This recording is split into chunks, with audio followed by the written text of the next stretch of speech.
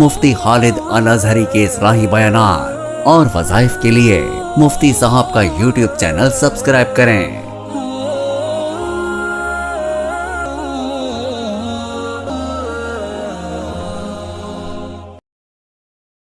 نحمده ونصلي ونسلم على رسوله الكريم اما بعد فاعوذ باللہ من الشیطان الرجیم بسم اللہ الرحمن الرحیم۔ معزز ناظرین کرام، السلام علیکم ورحمۃ اللہ وبرکاتہ۔ نبی کریم صلی اللہ علیہ وسلم کا طریقہ سنت کہلاتا ہے۔ سنت کامیابی کی دلیل ہے۔ نبی کریم صلی اللہ علیہ وسلم نے ارشاد فرمایا، من احیا سنتی عند فساد امتی فلہ اجر مئۃ شہید۔ جس کسی نے میری ایک سنت کو زندہ کیا یا اس پہ عمل کیا امت کے فساد کے دور میں، اس کے لیے 100 شہیدوں کے برابر اجر ہے۔ نبی کریم صلی اللہ علیہ وسلم کا ہر عمل، ہر فعل، ہر قول، وہ ہر مسلمان کے لیے لازم ہے کہ اس پہ عمل کرے، اسے اپنائے۔ سنت اللہ تبارک و تعالیٰ سے ملانے کا ایک بہترین ذریعہ ہے۔ سنت نبی کریم صلی اللہ علیہ وسلم کی عادت مبارکہ کا نام ہے اور آپ کے طریقے کا نام ہے۔ نبی کریم صلی اللہ علیہ وسلم نے زندگی کے ہر شعبے میں رہنمائی فرماتے ہوئے اس موقع کا طریقہ بھی بتا دیا، اس موقع کی دعا بھی سکھلا دی۔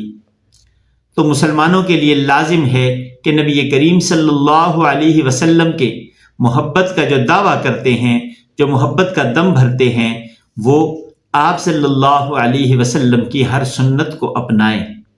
اس لیے کہ نبی پاک صلی اللہ علیہ وسلم سے محبت یہ ایمان کا جزء لازم ہے، جزء اول ہے۔ آپ صلی اللہ علیہ وسلم سے محبت ہے تو ایمان کامل و اکمل ہو سکتا ہے۔ آپ صلی اللہ علیہ وسلم کی محبت میں کسی بھی قسم کی کوئی کمی ہے، کوئی کجی ہے، کوئی نقص ہے تو وہ آپ سے محبت وہ کامل نہیں ہو سکتی، اور جب آپ کی محبت کامل نہیں ہوگی تو ایمان کامل نہیں ہوگا۔ اس لیے اپنے ایمان کی تکمیل کے لیے اللہ کی وحدانیت کے ساتھ نبی پاک صلی اللہ علیہ وسلم کی رسالت، جیسا کہ آپ صلی اللہ علیہ وسلم کی رسالت کا حق ہے، اس طریقے سے ماننا، اس طریقے سے آپ صلی اللہ علیہ وسلم کے طریقوں پہ چلنا۔ اور جب انسان ایسی نیت کر لیتا ہے کہ میں نے آپ صلی اللہ علیہ وسلم کے ہر عمل کو اس طریقے سے کرنا ہے جس طریقے سے آپ صلی اللہ علیہ وسلم نے کیا، کر کے سکھلایا، کر کے بتلایا، وہ اصل طریقہ ہے۔ سنت اور بدعت میں ایک بنیادی فرق ہے۔ سنت کہتے ہیں نبی کریم صلی اللہ علیہ وسلم کا طریقہ، آپ صلی اللہ علیہ وسلم کے بتائے ہوئے طریقے کے مطابق، جو آپ صلی اللہ علیہ وسلم نے جو عمل کیا اس طریقے کے مطابق عمل کیا جائے گا تو یہ سنت کہلائے گا۔ اور آپ صلی اللہ علیہ وسلم سے محبت تو ہے، آپ سے محبت کے لیے اعمال کر رہے ہیں، لیکن طریقہ اپنا گڑا ہوا ہو تو یہ بدعت بن جائے گا۔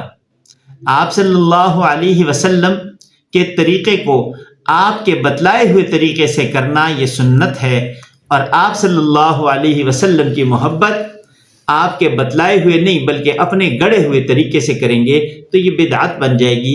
اس لیے ہم نے سنت کو اپنانا ہے، ہم نے بدعات سے بچنا ہے۔ ہر بدعت گمراہی کے ذریعے اس کا ذریعہ بنتی ہے اور گمراہی ہے، اس لیے سنتوں کو اپنا کے ہم بدعات کو پیچھے چھوڑ سکتے ہیں، ان کا سدباب کر سکتے ہیں۔ سنت پہ عمل کرنا یہ کامیابی کی دلیل ہے، اور بدعات پہ عمل کرنا یہ نقصان، سراسر نقصان ہے۔ نبی کریم صلی اللہ علیہ وسلم سے ہر مسلمان کو محبت ہے، اور آپ صلی اللہ علیہ وسلم نے ارشاد فرمایا، لا یؤمن احدکم حتی اکون احب الیہ من والدہ وولدہ والناس اجمعین۔ تم میں سے کوئی بھی اس وقت تک کامل مومن اور ایماندار نہیں ہو سکتا جب تک اس کے دل میں میری محبت اپنے ماں باپ، اپنی اولاد اور ساری دنیا سے زیادہ نہ ہو، تمام لوگوں سے زیادہ نہ ہو، اس وقت تک کامل مومن اور ایماندار نہیں ہو سکتا۔ آپ صلی اللہ علیہ وسلم کی محبت ہر مسلمان کے لیے تمام محبتوں سے زیادہ فضیلت والی ہے، افضل ہے اور زیادہ قریبی محبت ہے۔ اس سے زیادہ کسی کی محبت نہیں ہو سکتی کسی مومن کے لیے۔